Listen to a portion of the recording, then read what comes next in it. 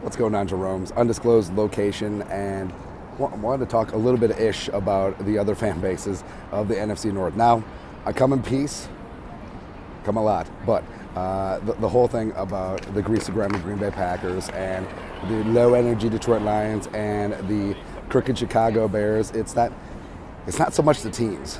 Like, I actually respect the history of the Bears. You know, Papa Bear, George Halas, Bronco Nagurski, Dick Butkus, who, by the way, hilarious name.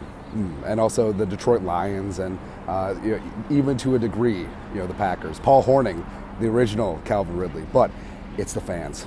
It's the fans that make the rivalries fun, but also unbearable. Now, what's interesting is that there isn't like the hatred and vitriol amongst these rivalries. I think generally they're good-natured, and I think that we just accept that Packer fans, I mean, they're from Wisconsin, they're a bunch of blowhards, they like their beer, they like their sausage, and there's like 15 combined last names in the entire state.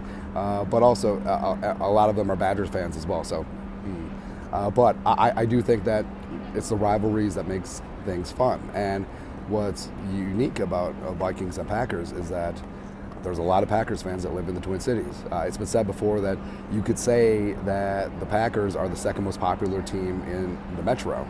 And hell, the Star Tribune used to have a Packers beat writer. It was Judd Solkan from back in the day, man. But that's what also makes it interesting, because we also have friends, we have family members, we have significant others that are on the other side of the fence, and it adds a spice to it.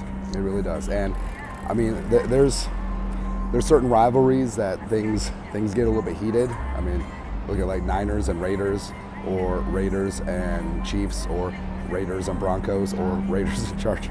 Okay, just Raiders and everyone, right? But the whole thing is that it's good old-fashioned wholesome fun. Like, I've never, or Eagles fans, but I've never been out in a Vikings jersey and saw a Packers fan or a Bears fan or a Lions fan and felt unsafe, or felt like things were about to go down, that situation. So I think that's what makes it fun.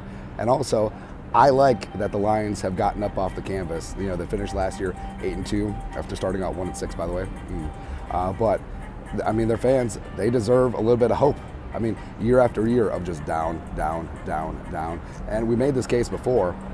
Maybe it would be better to be a Lions fan where you just have no expectations, and I tell you what, it feels phenomenal, versus Vikings fans where we're always rolling out roller coasters, like, oh, this is gonna be the year.